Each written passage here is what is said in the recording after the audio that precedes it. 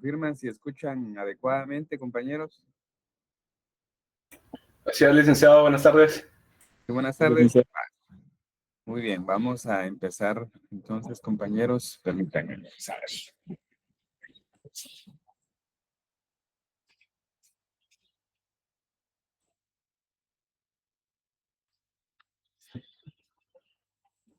Vamos a empezar, compañeros, con... Vamos a ver.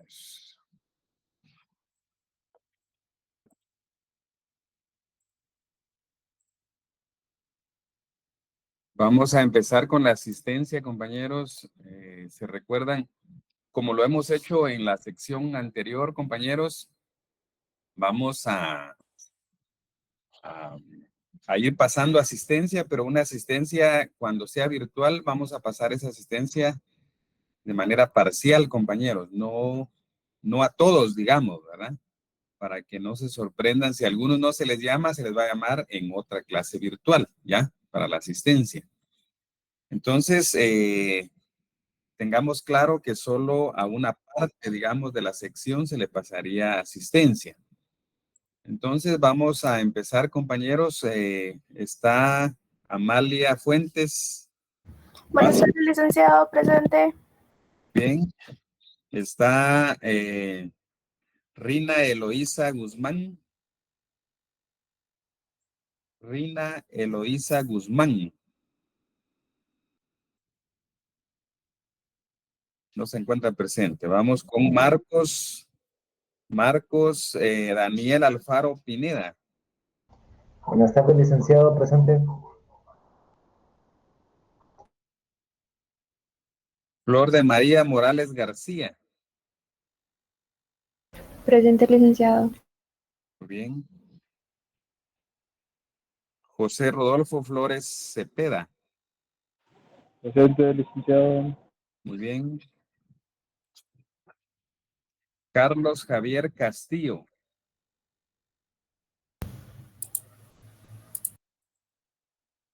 Carlos Javier Castillo, ¿está presente? Presente, licenciado. Buena tarde. Buenas tardes. Muy bien.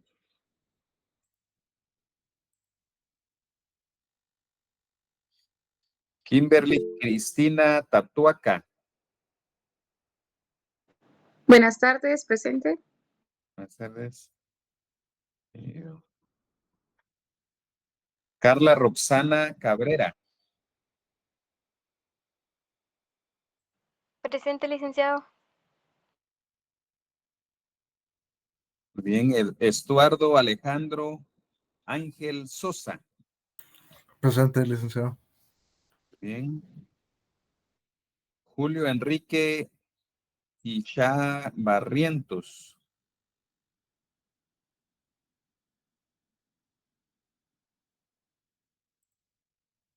Julio Enrique Ixá Barrientos.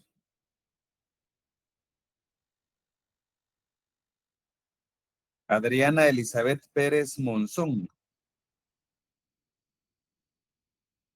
Adriana Elizabeth Pérez Monzón, muy bien.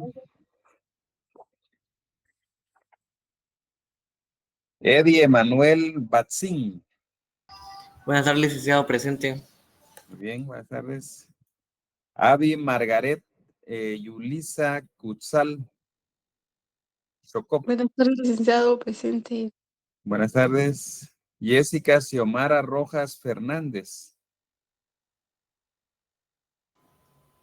Presente, licenciado. Muy bien. Luis Sarbelio Reyes Escobar. Presente, licenciado. Buenas tardes. Buenas tardes. Dora María Ortega Avendaño. Dora María Ortega Avendaño. No está Dora María. Andrea Gabriela Corona Quiroa. Presente, licenciado. Bien. Adrey Irani Callejas Ambrosio. Presente, licenciado. Bien. Emerson Aldair Chet Sican. Presente, licenciado. Bien. Ana Melisa Chicoj. Presente, licenciado. Bien. Ruth Noemí Kel García. Buenas tardes, licenciado. Presente. Buenas tardes, muy bien.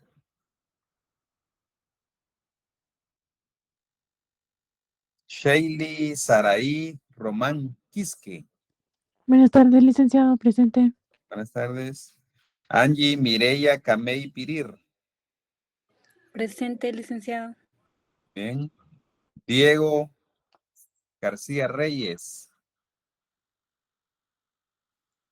Presente, licenciado. Muy bien. Hanna Andrea Tomás Chicón.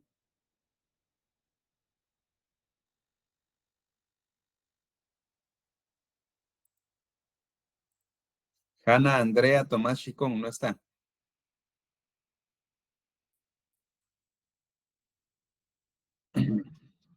Marilyn Fernanda Varías Villatoro. Presente, licenciado.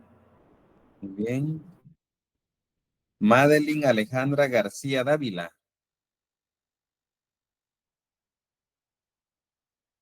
Madeline Alejandra García Dávila, no está. Mónica Yanet Peña Gutiérrez. Mónica Yanet Peña Gutiérrez, ¿no está?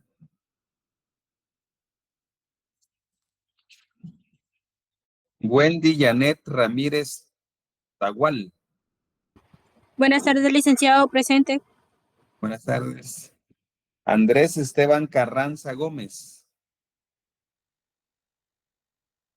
Andrés Esteban Carranza Gómez. Presente, licenciado.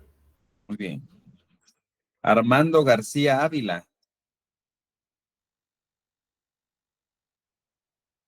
Armando García Ávila.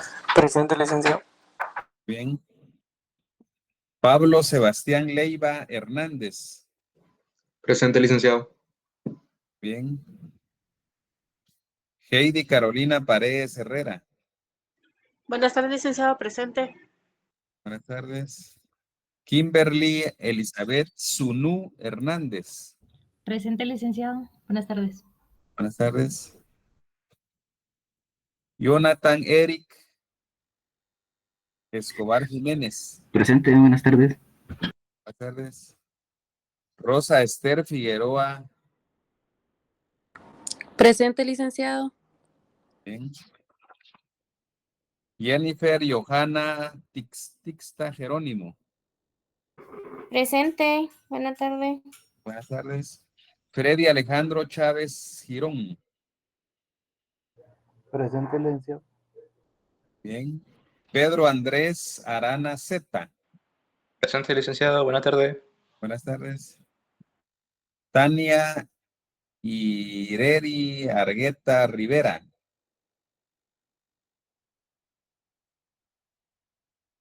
Tania Argueta Rivera, ¿no está? Carlos Rodolfo Ajuchán Tez.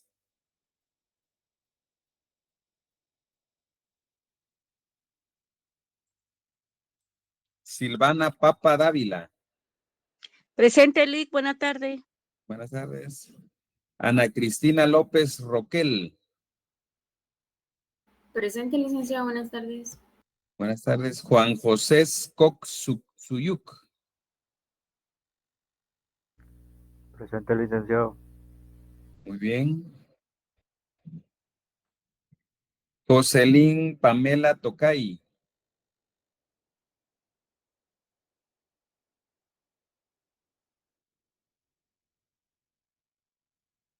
Jocelyn Pamela Tocay Boc. Muy bien. Miguel Eliseo Ajú Cep. Presente, licenciado. Muy bien. Bien, entonces les recuerdo, compañeros, que la asistencia es parcial, ¿verdad? No a toda la sección se le pasa asistencia en las clases virtuales, solo a un grupo Vamos a ir moviendo, digamos, los grupos para que no sean los mismos, digamos, pero eventualmente, pues algunos pudieran repetir, ¿verdad? Lo importante es llevar un control de quienes están presentes en las clases, ¿verdad? Pero no en su totalidad por razones del tiempo. Lo vamos a ir haciendo de manera parcial. Bueno, vamos a empezar, compañeros, Buenas tardes. tema. Tuve problemas al conectarme al inicio. No sé si todavía me puede tomar mi asistencia. Es Rina Eloísa Guzmán Paz. Solo algunos hemos llamado, no a todos. Usted sí me llamó, licenciado, pero yo no le pude escuchar porque estaba conectándome. Me recuerda al terminar la clase y miramos. ¿Sí? Disculpe. Gracias, muy amable. Buenas tardes. Muy bien. Bueno, entonces, vamos, compañeros, ya a retomar la clase. ¿Se recuerdan que el día anterior, de manera presencial, vimos el tema ya del derecho procesal colectivo de trabajo? Vimos la definición y estuvimos platicando de una serie de elementos de esa definición, ¿verdad? Entonces, eso ya está resuelto. Hablamos también del derecho procesal orgánico y del derecho procesal funcional. Incluso dijimos en qué consistían y los fundamentos legales, ¿verdad? Algunos ejemplos en nuestro código de trabajo. Bien, entonces vamos a hablar hoy de la naturaleza jurídica. La naturaleza jurídica, pueden anotar ahí como un subtítulo, naturaleza jurídica del derecho procesal colectivo de trabajo, ¿verdad? La naturaleza jurídica.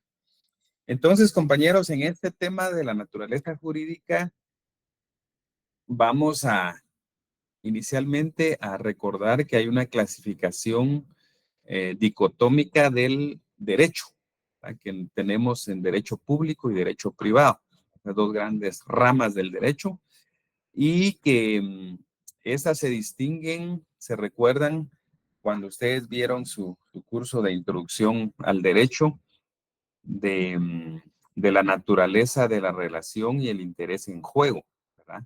En esas relaciones, de quienes participan en estos derechos, y así se hace la división, y algunas ramas del derecho van a lo privado y otras van a lo público. Incluso esta clasificación, pues por ser la clasificación tradicional, es la que se toma en cuenta para dividir las dos fases del examen técnico profesional, ¿verdad? Por eso existe una fase pública y una fase privada dentro del examen técnico profesional. Entonces, dentro de esa clasificación dicotómica, podemos decir que la naturaleza jurídica del derecho procesal colectivo de trabajo es que es una rama del derecho público, ¿verdad? Esa frase hay que anotarla, compañeros, que este derecho procesal colectivo, su naturaleza jurídica es que es una rama del derecho público. Ahora bien, ¿por qué se considera como una rama del derecho público? Veamos en nuestro código de trabajo, compañeros, en el cuarto considerando. En el cuarto considerando dice...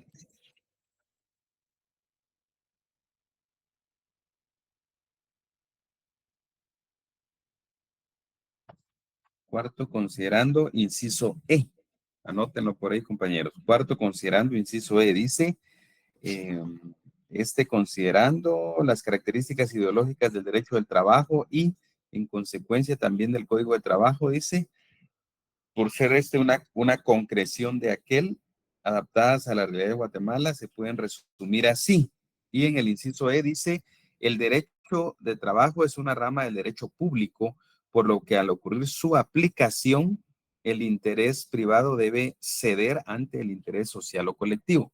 Subrayen ahí, compañeros, donde dice aplicación, dice al ocurrir su aplicación.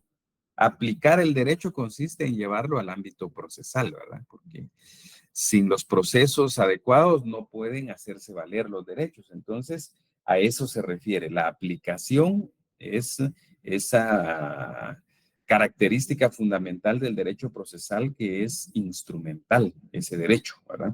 Que hace efectivo los derechos sustantivos. Bien, ese sería una primera razón por la cual se considera rama del derecho público. Pero también veamos el artículo 14, compañeros. El artículo 14 del Código de Trabajo, y vayan anotando todos los artículos, compañeros, porque los artículos que mencionamos en las clases, esos artículos son objeto de examen también. Entonces, en este caso estamos hablando del artículo 14. Dice el artículo 14, el presente código y sus reglamentos son normas legales de orden público y a sus disposiciones se deben sujetar todas las empresas de cualquier naturaleza que sean existentes o que en el futuro se establezcan en Guatemala, lo mismo que todos los habitantes de la República, sin distinción de sexo ni de nacionalidad, salvo las personas jurídicas de derecho público contempladas en el segundo párrafo del artículo segundo. Entonces, ahí está, compañeros, con claridad que nos dice que las normas del Código de Trabajo y de sus reglamentos son normas de orden público. Esa sería una segunda razón, compañeros. Y la última razón por la cual se considera derecho público el derecho procesal colectivo de trabajo es precisamente porque a través del derecho procesal el Estado cumple una de sus obligaciones fundamentales, como lo es la administración de justicia, ¿verdad? Voy a repetir eso por si lo anotan, compañeros, ¿verdad? También se considera entonces derecho público porque a través del derecho procesal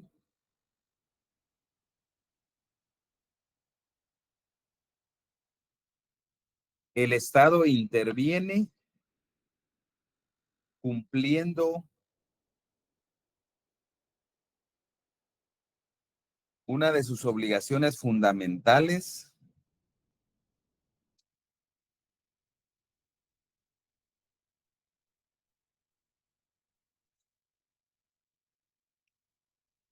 que consiste en la administración de justicia.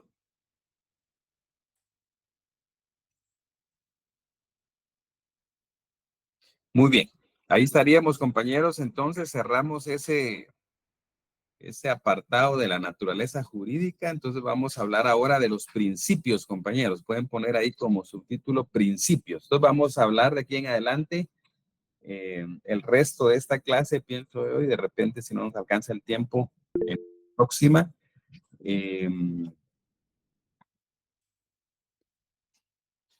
Bueno, hay un compañero que nos está pidiendo si podemos repetir la última parte. Bueno, dijimos, compañeros, que las razones por las cuales se considera derecho público el derecho procesal colectivo de trabajo, uno es por lo que establece el cuarto considerando, inciso E, del Código de Trabajo. Es la primera razón, cuarto considerando E del Código de Trabajo.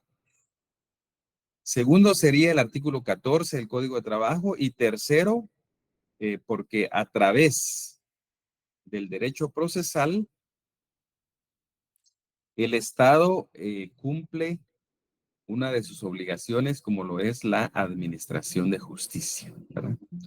Entonces, esas son las razones por las cuales, repito la última, que a través del derecho procesal el Estado cumple una de sus obligaciones fundamentales, que es la de administrar justicia. Bien.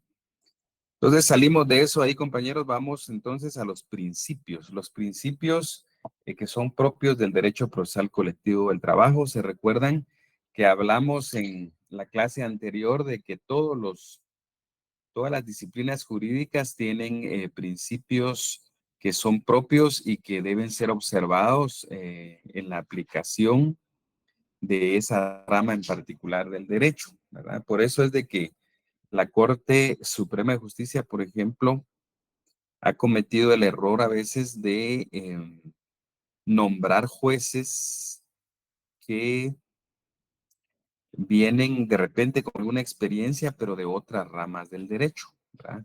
Hace algunos años tuvimos la mala experiencia de que, por ejemplo, se nombraron jueces de trabajo que venían de ser jueces penales, ¿verdad? De materia penal. Entonces resulta que estaban resolviendo con principios de derecho penal, ¿verdad? Entonces, lo que sucede, compañeros, es que por eso debe haber alguna especialización en el caso de los jueces de trabajo, tener la especialidad en esa materia en particular. ¿Por qué? Por estos principios. Porque si no, no se observan los principios que son propios del derecho del trabajo. ¿Se recuerdan cuando hablamos en el juicio ordinario que habían principios también propios que se aplican ahí? Y ahora vamos a ver en el derecho procesal colectivo que también hay unos principios que son diferentes y que deben ser observados cuando se tratan de estos asuntos colectivos. Bien, pongan como número 1, compañeros, anotemos todos los días y horas son hábiles. Ese es un principio, así lo podemos denominar. Todos los días y horas son hábiles.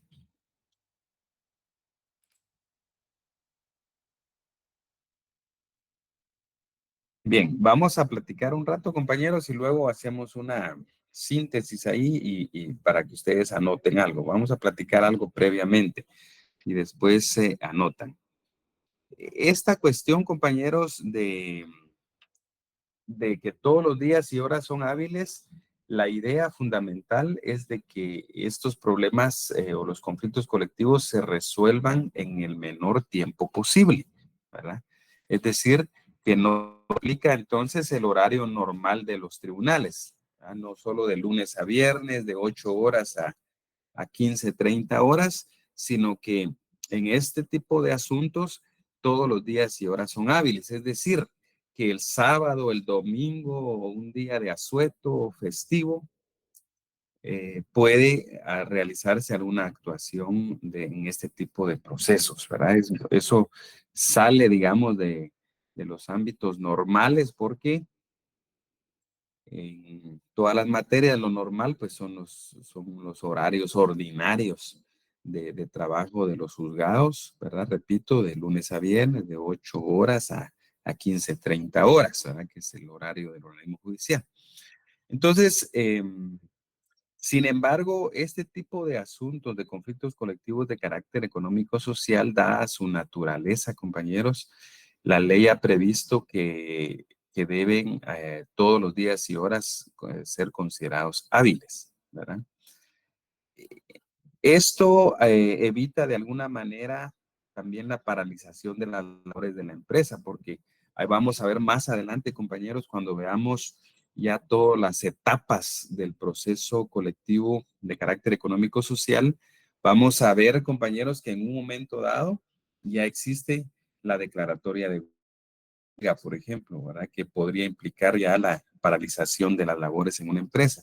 Entonces, la idea es de que todos los días y horas son hábiles a efecto de que esto sea más ágil, sea más rápido, lo cual vuelve a ser también, compañeros, bastante teórico. Eso en la práctica no es como aparece en nuestro código, lamentablemente, ¿verdad? Entonces, también en la práctica observamos que estos conflictos colectivos, pues también resulta que llevan meses o años en tribunales y no esa es la idea, digamos, del espíritu de estas leyes cuando se crean, es precisamente que haya más celeridad en ese tipo de procesos y por eso se crea este principio. Este principio, veámoslo en el artículo 324. Vamos al 324 del Código de Trabajo y en la parte del segundo párrafo del artículo 324 dice, para la sustanciación de los conflictos colectivos de los conflictos de carácter económico social, todos los días y horas son hábiles. Entonces, tengamos eso presente, compañeros, en este tipo de conflictos. Y se trata de los conflictos de carácter económico-social, ¿verdad? No todos los conflictos colectivos. Se recuerdan que en la clase, una de las clases anteriores, dijimos que había distinción entre colectivos de carácter económico-social y colectivos de carácter jurídico, ¿verdad? Entonces, estamos hablando aquí de los conflictos de carácter económico-social. Ahora bien, fíjense que como también pasó en el curso anterior que estuvimos viendo algunas sentencias de la Corte de Constitucionalidad, pues también en relación a este principio, la Corte se ha manifestado en algunas sentencias y hay alguna jurisprudencia. Les voy a mencionar cuando dictemos algunos renglones, algunos expedientes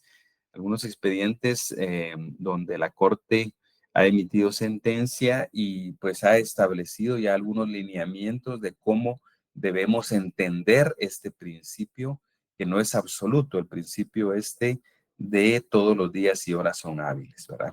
Básicamente la Corte lo que dice, compañeros, es de que para sustanciar el proceso colectivo propiamente, debe cumplirse ese principio de que todos los días y horas son hábiles, pero que para las incidencias que se van dando dentro del proceso, ahí no se aplica el principio. Por ejemplo, si hay un incidente de terminación de contrato de trabajo, en ese incidente no se aplica el principio de que todos los días y horas son hábiles, sino que solo se va a aplicar cuando se trata de actos puramente del proceso colectivo. Y entonces todas sus incidencias siguen los plazos normales, digamos, en el sentido que solo se computan los días hábiles, ¿verdad? Y no se computan los días inhábiles, por ejemplo, en materia de plazos. Por ejemplo, en un incidente de terminación de contrato de trabajo, ustedes saben, ya lo hemos visto varias veces, que el incidente, pues, hay 2 días para darle audiencia a la contraparte, por ejemplo.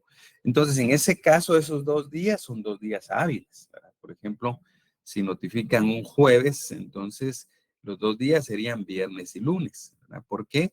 Porque es una incidencia dentro del proceso colectivo, ¿verdad? Y esas incidencias, ha dicho la Corte, entonces, que son la excepción. A esas incidencias no se les aplica el principio de que todos los días y horas son hábiles. Bien, entonces, compañeros, anotemos ahí algunos renglones para que tengamos notas semejantes todos ahí. Dijimos que el título es todos los días y horas son hábiles, así se denomina este principio. Anotemos que este principio busca resolver el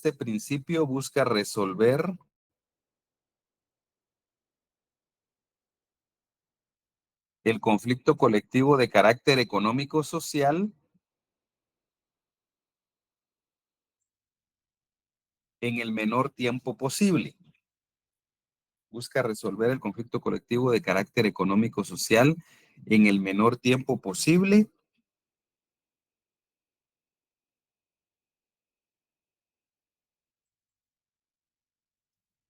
a efecto de evitar confrontación y paralización de labores en la empresa. A efecto de evitar confrontación y paralización de labores en la empresa.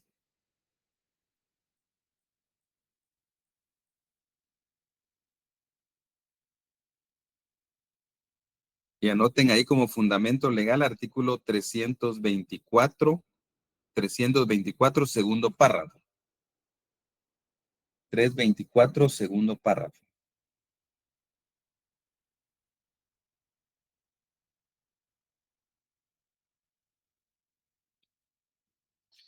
Bien, ahora anotemos de conformidad con la jurisprudencia emanada de la Corte de Constitucionalidad,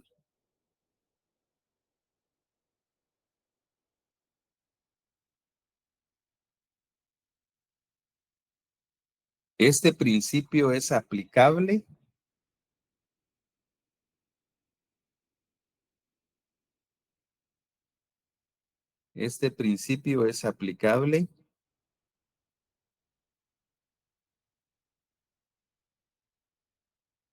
únicamente al procedimiento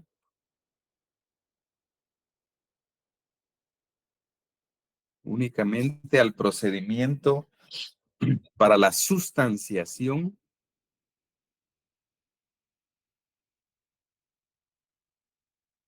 para la sustanciación de los conflictos colectivos, de carácter económico social propiamente. De los conflictos colectivos de carácter económico social propiamente y no para sus incidencias. Subrayen esto, compañeros. Y no para sus incidencias.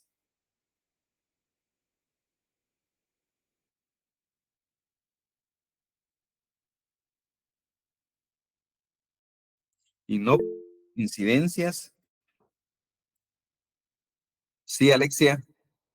Lick, disculpe, ¿puede repetir? Me quedé en colectivos. La sustanciación de los conflictos colectivos de carácter económico-social. De carácter económico-social propiamente.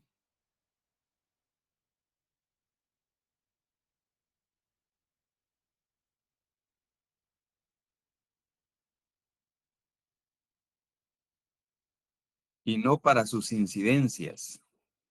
Y no para sus incidencias como la reinstalación de trabajadores, coma, la autorización judicial de contrato de trabajo, la autorización judicial de terminación de contrato de trabajo,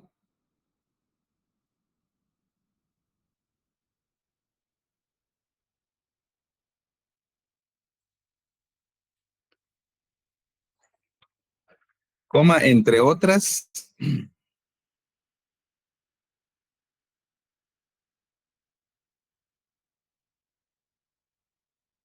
en las cuales en los cómputos de los plazos, en los cómputos de los plazos deviene inaplicable el principio que nos ocupa.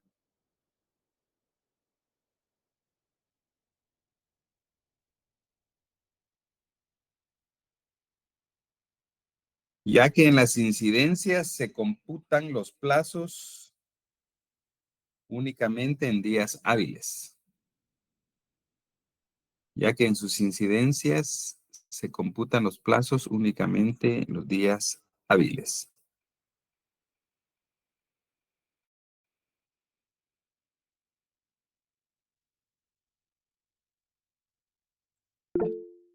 Y les vamos a dar, sí, Jennifer.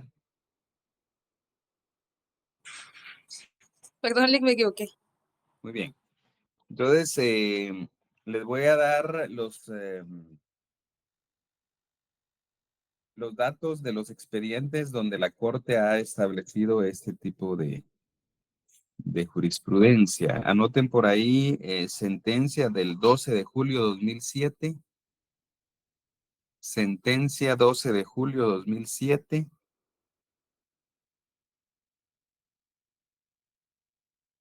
Expediente 3347-2006. Expediente 3347-2006. 3347-2006. Otra sentencia, la sentencia del 21 de octubre de 2008. Sentencia 21 de octubre de 2008, expediente 2700-2008. 2700-2008. La sentencia también del 10 de septiembre de 2013. 10 de septiembre de 2013, expediente 74-2013.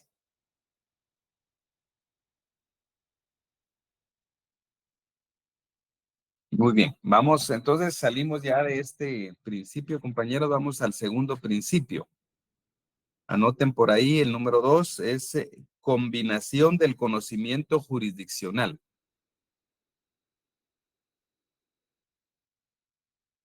Combinación del conocimiento jurisdiccional, así se llama.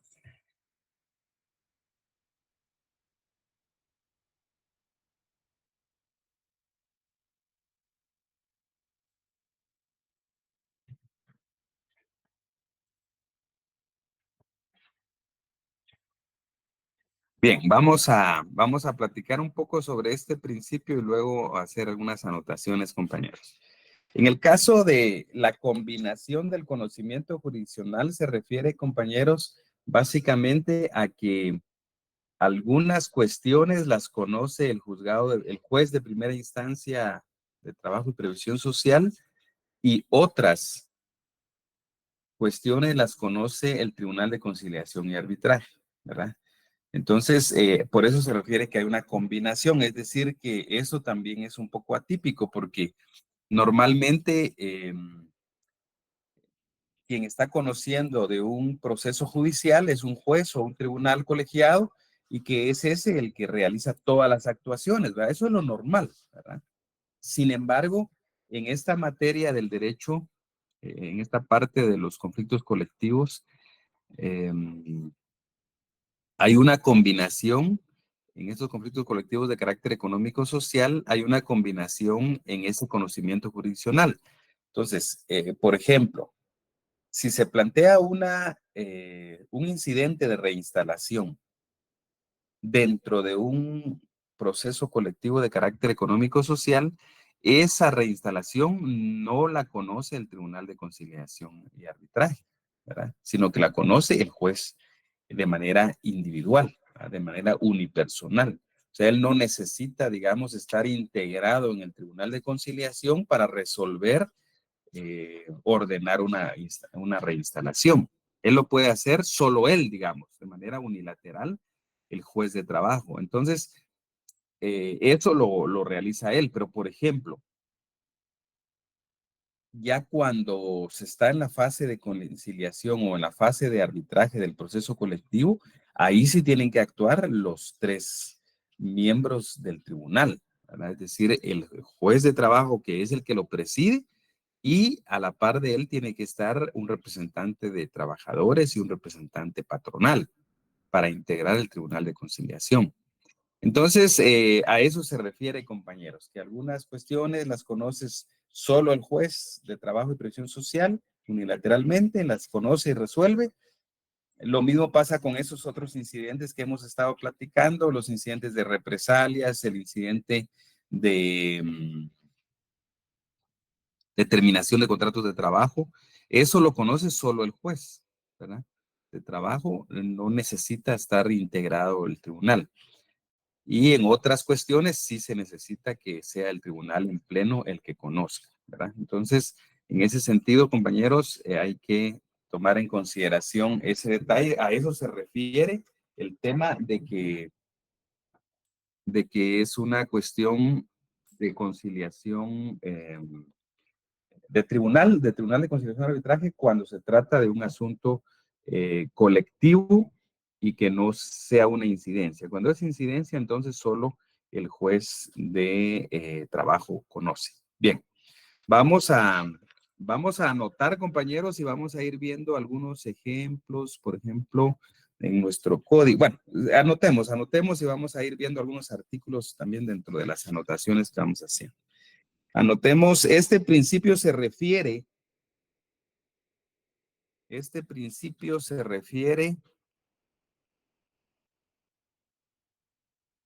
a que dentro del proceso colectivo, se refiere a que dentro del proceso colectivo de carácter económico-social,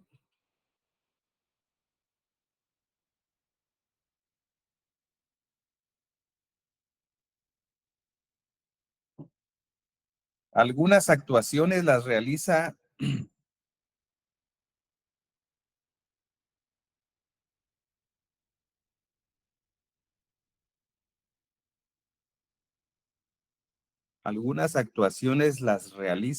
el juez de trabajo y previsión social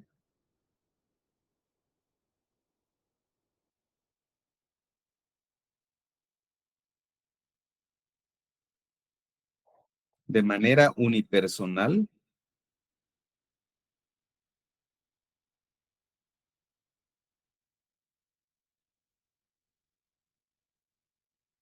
Y otras actuaciones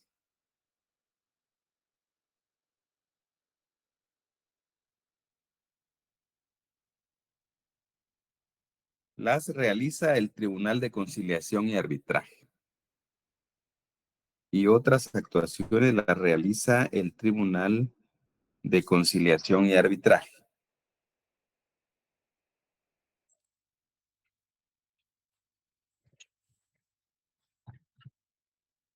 Va, pongamos punto y aparte ahí, compañeros. Entonces,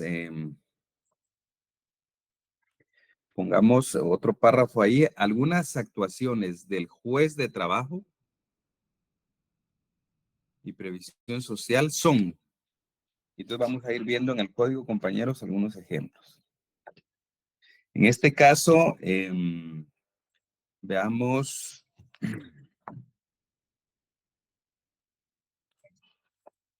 Vamos a su código al 379.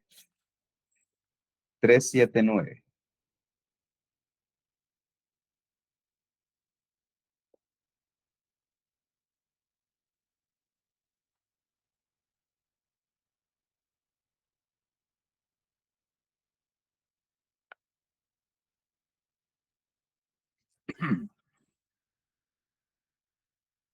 El 379, esto está relacionado con el 381, segundo párrafo. 379, 381, segundo párrafo, compañeros. Veamos en nuestro código. Dice en el primer párrafo del 379, dice, desde el momento en que se entregue el pliego de peticiones al juez respectivo, se entenderá planteado el conflicto para el solo efecto de que los patronos y trabajadores no puedan tomar la menor represalia uno contra el otro ni impedirse el ejercicio de sus derechos. Entonces, ahí, compañeros, está diciendo que desde el momento en que se entregue el pliego de peticiones al juez. Entonces, es una actuación que está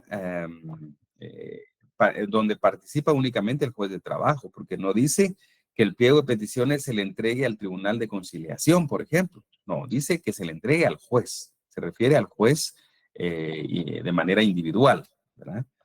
Luego vamos al 381, en su segundo párrafo dice, la solicitud debe contener, en ese párrafo, compañeros, del 381, anoten ustedes al margen de ese segundo párrafo, anoten demanda colectiva. Ahí está la figura de la demanda colectiva. Nuestro código no le llama demanda colectiva, ¿verdad? Pero ustedes anótenla porque doctrinariamente o en la práctica, pues esa es la demanda colectiva, ¿verdad?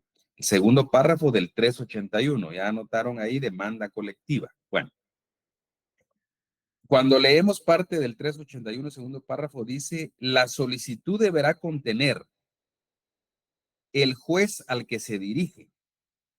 Cuando dice el juez al que se dirige, estamos hablando también del juez de primera instancia de trabajo, ¿verdad? No estamos hablando del tribunal colegiado, ¿sí? Entonces, por eso decimos que ese 379, primer párrafo, y el 381, segundo párrafo, son actuaciones que le corresponden al juez de manera unipersonal. Bien, vamos a buscar otros fundamentos.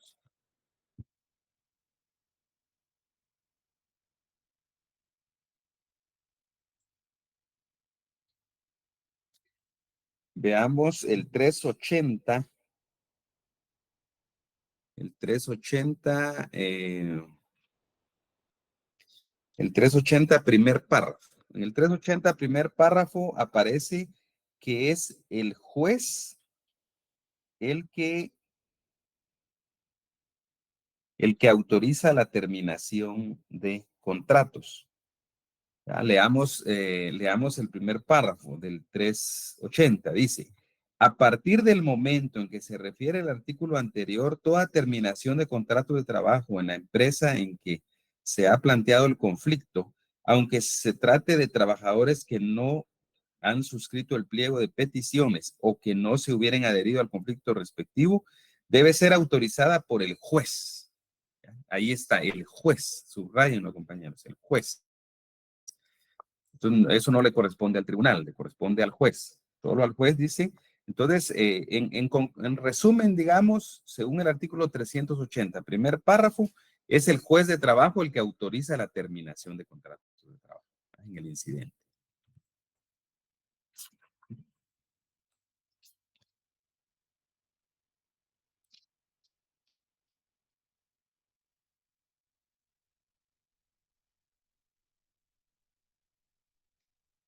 Otra cuestión, compañeros, que conoce también el juez es el tema de la reinstalación. Sí, ahí está Christopher, sí. También al juez le corresponde la reinstalación. Eso está en el artículo mismo, el 380, segundo y tercer párrafo. Anoten por ahí. Artículo 380, segundo y tercer párrafo, se refiere a que el juez de trabajo ordena las reinstalaciones, ¿verdad? Ahí dice que el juez aplicará las sanciones y que ordena inmediatamente la reinstalación, y en el siguiente párrafo dice que puede actuar incluso de oficio o por denuncia para hacer las reinstalaciones, ¿verdad? Entonces, eso también es otro ejemplo.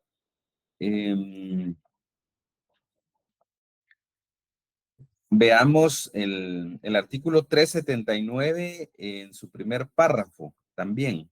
Otra vez, 379, primer párrafo. Fíjense que ahí dice, dice que desde el momento en que se entregue el pliego de peticiones al juez respectivo, se tendrá planteado el conflicto colectivo para el solo efecto de que patronos y trabajadores no puedan tomar la menor represalia uno contra el otro, ni impedirse el ejercicio de derechos. Entonces, ¿qué ocurre, compañeros? Aquí dice que una vez que esté planteado el conflicto, no pueden haber represalias. Esto subrayémoslo, esto de las represalias, compañeros. Porque en la práctica, muchos patronos, lamentablemente, cuando se plantean estos conflictos colectivos, los patronos realizan actos de represalia en contra del trabajador, ¿verdad? Por ejemplo, se han dado muchos casos, pero hay un caso que llegó a tribunales y que ordenaron que cesaran las represalias. Fue de una trabajadora de una municipalidad, de un municipio de Escuintla, si no mal recuerdo, o de Santa Rosa. Pero lo que pasó ahí fue que el alcalde a una secretaria de la municipalidad, como un acto de represalia, le asignó ya ocupaciones de conserje, ¿verdad? Es decir, como degradarla en su trabajo, ¿verdad? Ya no ocupaciones de oficina propiamente de la secretaria, sino que ya funciones de conserjería, ¿verdad? Entonces, al ocurrir eso, ella plantea esta situación. Lo que se hace ahí, compañeros, es que se plantea un incidente de represalias. Anótenlo por ahí porque el código no lo dice, ¿verdad? Pero la práctica ya lo tiene bien establecido que es un incidente de represalias, ¿verdad? Entonces, ahí donde dice represalias o en sus anotaciones pongan que existe el incidente de represalias, ¿verdad? ¿Y por qué es un incidente? Esto lo podríamos decir que se fundamenta en la ley de organismo judicial por ser una cuestión accesoria al proceso principal, ¿verdad? Por eso se ventila a través de las vías de los incidentes, no obstante que el código no lo dice. Ojo, el código no lo dice. El código solo dice que para que no puedan tomar la menor represalia uno contra el otro, entre patronos y trabajadores, pero no dice cuál es la vía procesal para que cesen esas represalias, ¿verdad? Entonces, en ese incidente lo que se busca, que normalmente es el trabajador, lo que busca es que cesen, ¿verdad? Que terminen, cesen las represalias de las cuales está siendo objeto por ser parte de un conflicto colectivo de carácter económico-social. Entonces, en ese sentido, pues anoten eso por ahí, compañeros, que hay un incidente de represalias. Muy bien. Luego, vamos a ver. Licenciado, buena tarde. Disculpe, Buenas una tardes. consulta. ¿Usted Dígame. sabe en qué artículo se fundamenta esto? Sí, el fundamento hay que buscarlo en la ley del organismo judicial. Sí, vamos a ver si tenemos alguien por ahí que tenga la ley del organismo judicial, compañeros, que podamos. Es como el 135, 37.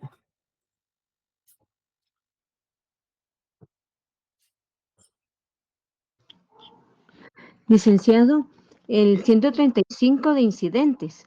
Toda Sí, ese cuestión. es entonces, para la compañera que nos está preguntando, es el Muy bien. 135. De en adelante están los incidentes, ¿verdad? Sí, Y en sí. el 135, de Bueno. nada, en el 135 dice que toda cuestión que sea accesoria, ¿verdad? Y que sobrevenga a un asunto principal, se va a ventilar en la vía de los incidentes, ¿verdad? Entonces, ese sería el fundamento. Gracias a la compañera ahí que nos apoyó con la ley. Va.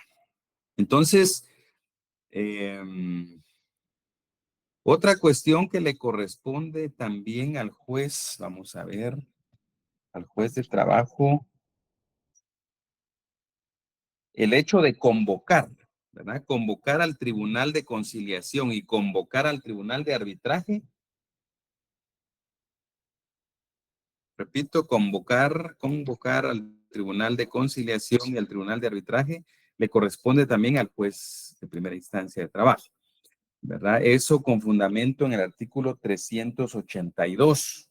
Dice, leamos el 382, dice, dentro de las 12 horas siguientes al recibo del pliego de peticiones, el juez de trabajo y previsión social procederá a la formación del tribunal de conciliación de conformidad con lo preceptuado en el artículo 294. Ese artículo, compañeros, como el Código de Trabajo ha sufrido varios cambios, ese artículo ya no debería decir, porque se les olvidó, digamos, en una de las reformas, porque ahí debería decir convocar, no a la formación, ¿verdad? Sino para convocar. Lo que hace él es a convocar.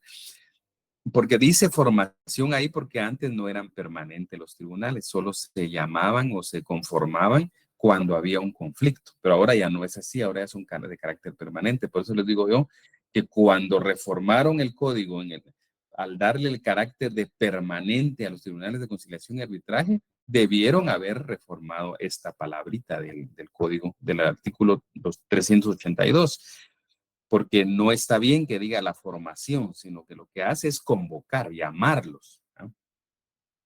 Entonces, convocar al tribunal de conciliación lo hace también el juez de trabajo y previsión social, y también convocar al tribunal de arbitraje según el 399. Dice el artículo 399. Llenados todos los trámites anteriores, dice el juez, dentro de las 24 horas procederá a integrar el tribunal, ¿verdad? Entonces también ahí debería decir a convocar al tribunal de arbitraje. Pero bueno, entonces ahí estaríamos con estos temas de que es el juez de trabajo el que convoca. Ahora hagamos otro párrafo, compañeros. Anotemos ahí que el Tribunal de Conciliación y Arbitraje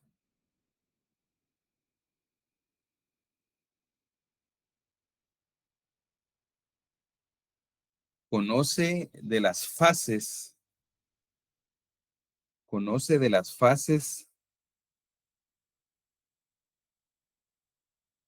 de conciliación y arbitraje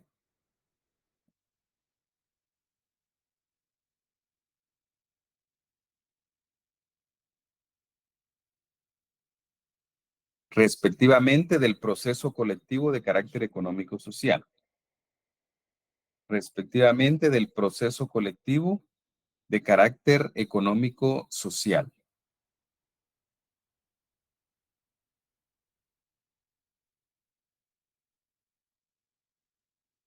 Y para esto podemos ver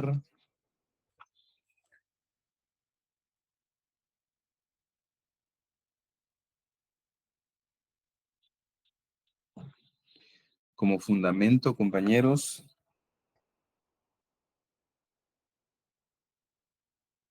el 393.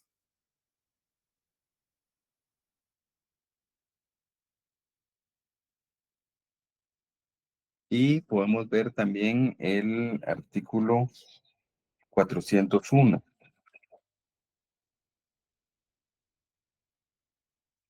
Y 402. Esos serían los fundamentos para lo que dijimos.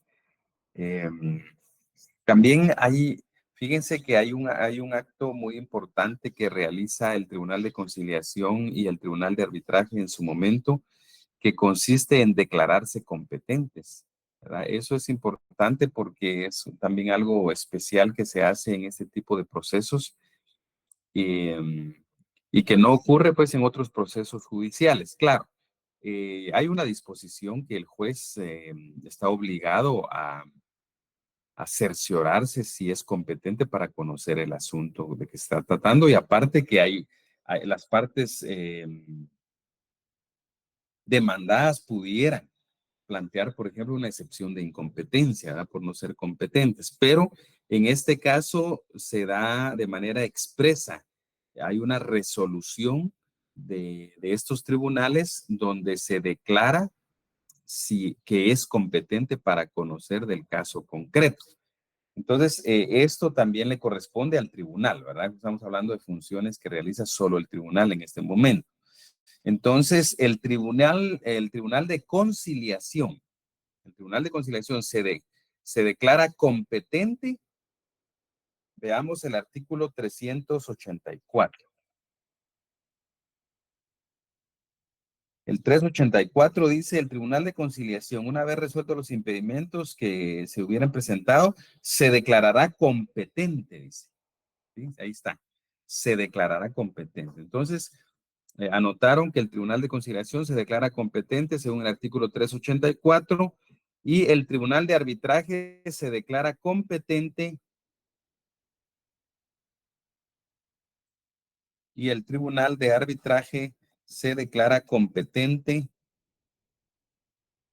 de conformidad con el artículo 401.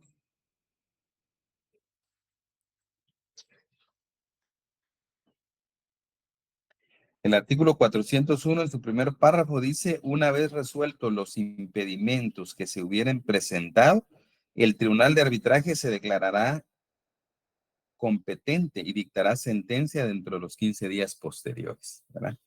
Entonces, esta sería una cuestión de declaratoria que se declara competente, ¿verdad? Bien, entonces ahí dejaríamos, compañeros, ya ese segundo principio. Vamos a ver, anotemos el tercer principio, compañeros. El tercer principio es actos con impulso procesal de oficio. Actos con impulso procesal de oficio. Bien, vamos a platicar un poco y luego hacemos un resumen. Esto del impulso procesal de oficio, se recuerdan, compañeros, que se habló también en el curso anterior, ¿verdad? Que hablamos del principio de oficiosidad, ¿verdad? En el cual el juez o el tribunal es a quien la ley le encomienda el impulso del proceso, lo cual es contrario a la materia civil, ¿verdad? Porque en materia civil el impulso procesal está encomendado a las partes, ¿verdad? De conformidad con el principio dispositivo. Según ese principio dispositivo, son las partes las que tienen que ir impulsando el proceso, es decir, tienen que ir pidiendo, ir procurando, ir gestionando para que avance el proceso. No hay actuaciones de oficio, ¿verdad? En cambio, en materia laboral es muy diferente porque se debe observar el principio de oficiosidad. Entonces, así como en el caso del juicio ordinario hay un principio de impulso procesal de oficio, lo mismo ocurre en este tipo de cuestiones de conflictos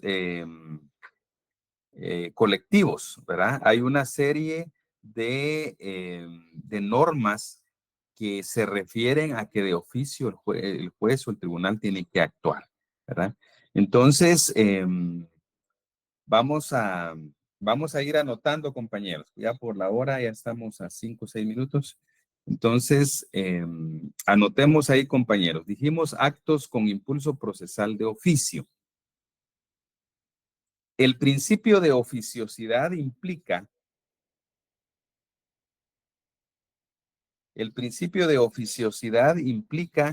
que el juez o tribunal, que al juez o tribunal le corresponde el impulso del proceso.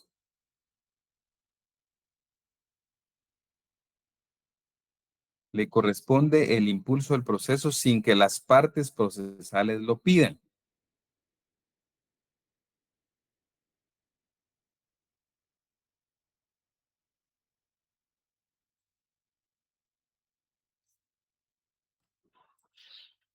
Punto.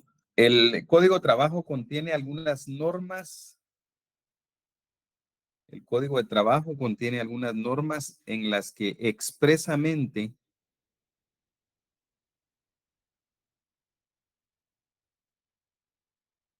debe el juez actuar de oficio dentro del proceso colectivo.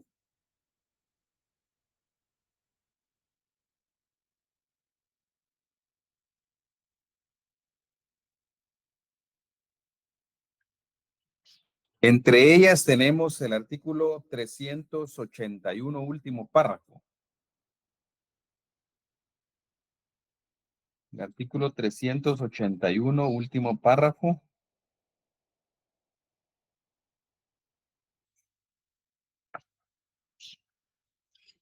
Que establece que si la demanda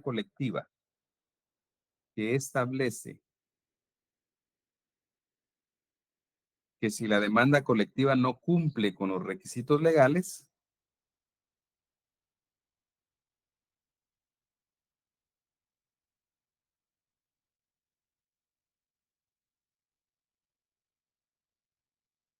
el juez de oficio la corregirá mediante acta.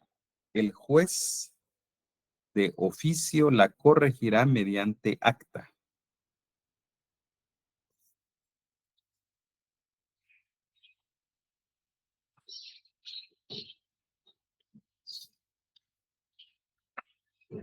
El artículo 380, tercer párrafo, establece.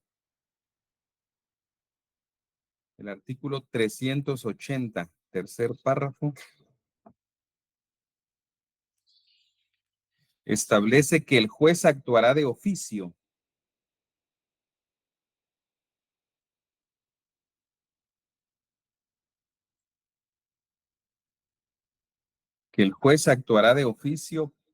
o por denuncia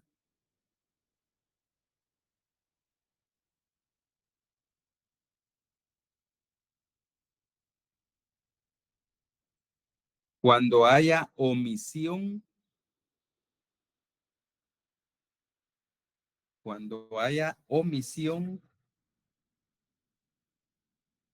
del procedimiento incidental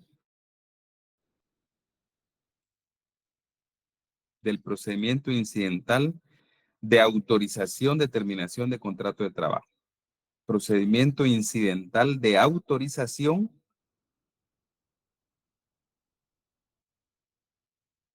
de terminación de contrato de trabajo.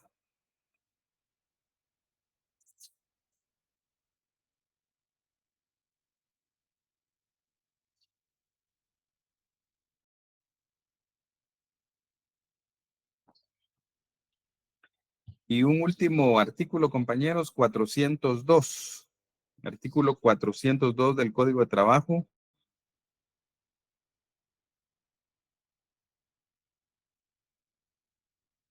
El Tribunal de Arbitraje de Oficio. El Tribunal de Arbitraje de Oficio ordena evacuación de diligencias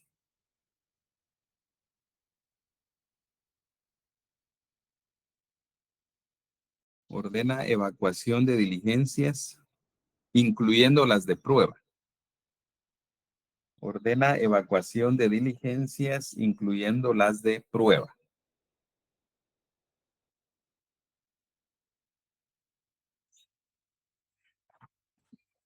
Bien, compañeros, entonces ahí nos vamos a quedar por hoy, compañeros. Vamos a seguir con los principios en el próximo día de clases. Espero que ya en el chat estén agregados todos sus compañeros o casi todos. Para los que no se han agregado al chat, háganlo, compañeros, porque les voy a mandar el primer primer laboratorio relacionado con el curso, ¿verdad?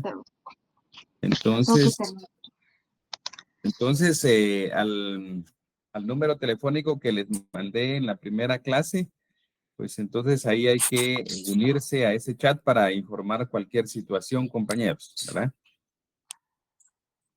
Entonces, no sé, ¿alguien había preguntado sobre la asistencia que no la habíamos tomado?